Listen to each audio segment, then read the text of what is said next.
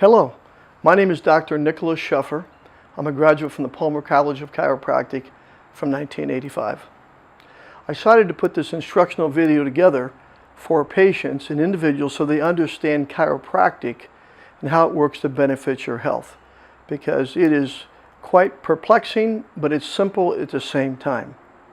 I'm going to give you an illustration of some vertebrae with the nerves that leaves the vertebrae themselves and correlate it with the medical dictionary so you can see a better picture of what I'm referring to.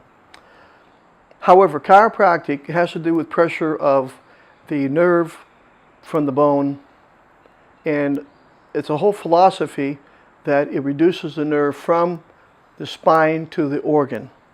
In Gray's Anatomy, the most widely used medical textbook in the world, states the nervous system controls and coordinates all organs and structures of the human body. That means if you're an athlete and you want to be powerful, the ability to make C5 contract, or C5 as it relates to the muscle, is related to number 5. Every action, every motor action is supplied by a nerve, and every sensory feeling that you experience is also supplied by a nerve. This is objectively proven by a Wartenberg pinwheel, which is part of the products I had to purchase when I went to Chiropractic University. So if a person hypothetically has lack of feeling here, I know they have a C5 encroachment here. They may have numbness noticeably, or they may not. I know that if I tickle the bottom of someone's foot and their feet do not move, they have an L5 compression here, and the L5 nerve directly goes to the bottom of the foot, which allows you to push on the gas, walk, have leg strength, supply your colon and your bladder and your sexual functions. So this will prove it. Now, you don't have to have numbness like when you sleep on your arm to feel that kind of numbness. We call this paresthesia, partial feeling. This is an incredible instrument to prove you have pressure on the nerve root, the sensory nerve from the spine. And this determines motor or strength. And I'll explain that in a moment. With further ado, I'm going to draw you a little diagram of vertebrae, and not all of them, of course, and I'm going to show you, as an example, we have between each vertebrae, this is referred to as the disc space. The disc space. The disc space is not seen on X-ray histologically, but we physically see the space. This is like a shock absorber. This is the bone, and this is the disc. So when we actually measure the height between here and here of any vertebral level, it is a constant anatomical fact how high they should be. So let's just take a situation that a person has a low back problem, unbeknownst to them, and what we have here is this space, hypothetically say that's a 1/2 inch thick, and this one is 1/4 of an inch thick.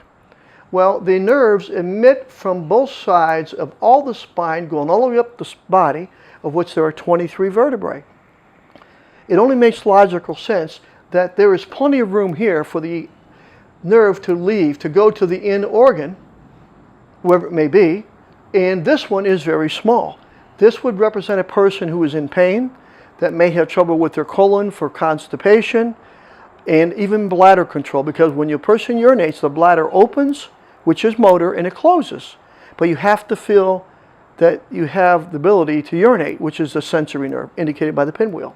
So, and I will show you momentarily in the medical dictionary that the entire lumbar spine has a direct connection to all your thighs, and to your legs, and to your feet, and that the motor function, like if you're a professional athlete, without chiropractic, you're going to be at a deficit.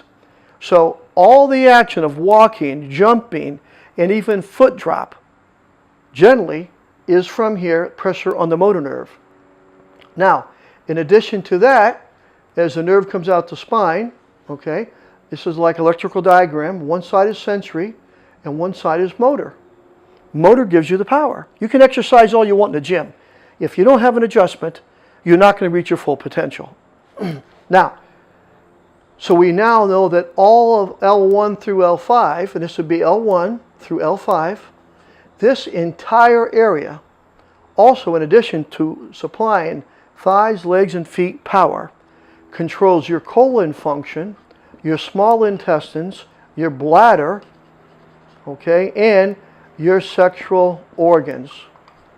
Now remember, if the nervous system controls and coordinates every organ of the human body, and the brain up here is telling everybody what to do, it sends an impulse down to every single vertebrae and goes and tells them what to do. If there's pressure here, it's going to affect it, like putting your hand on a desk and somebody applies pressure. So again, this ties into all these functions right here. So we're looking for the subluxation. You can have a compression of a vertebrae. A vertebrae can also shift from left to right and not be in proper alignment. That's the second way it's out of alignment. You can have rotation, and then you can also have what we call mechanical wedging. So vertebrae can be wedged, which would obviously pinch that nerve. We can have side lateral shifting. We can have rotation, where the vertebrae is rotated on this plane, which is kind of difficult to draw. This would go this way, this would go this way. Or we can have compression, which is what most people have. So without further ado, I would like to show you a picture of that in the medical dictionary so you could see the bird's eye view of the neurological functions of what I'm referring to. When I went to Chiropractic University, these are the mandatory books that was necessary for us to purchase. And this one is Dorland's Medical Dictionary, 27th edition. I am going to take you to the picture of the autonomic nervous system, which is a more detailed description of what I've done. And this explains all the nerve levels here and all the organs that connect to those levels.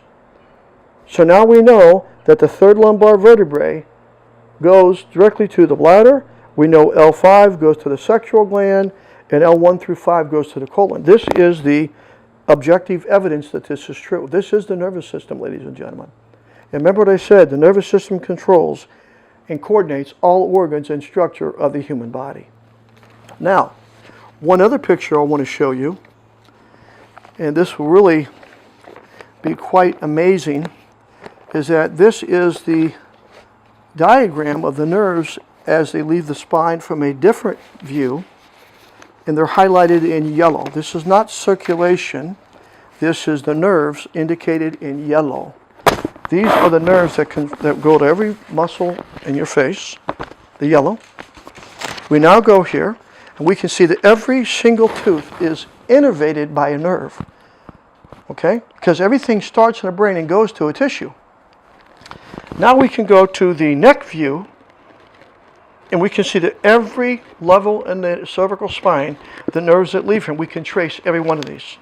That would include the power, hand grip, shoulder strength. And now we also tie into C5 that controls the thyroid gland, which is the other chart. As we progress further, we see the lumbar view, the low back, and how every one of these organs controls specific organs and muscles. This is the ones that come from the hand, that came from the neck. There we go. Now, we go to the leg and the thigh. As the nerves leave the low back, we then can trace those to every muscle in the human body. That's why if L5 is compressed, you will have trouble, to a degree, dragging your foot, tripping. We call it foot drop. And you're not clumsy.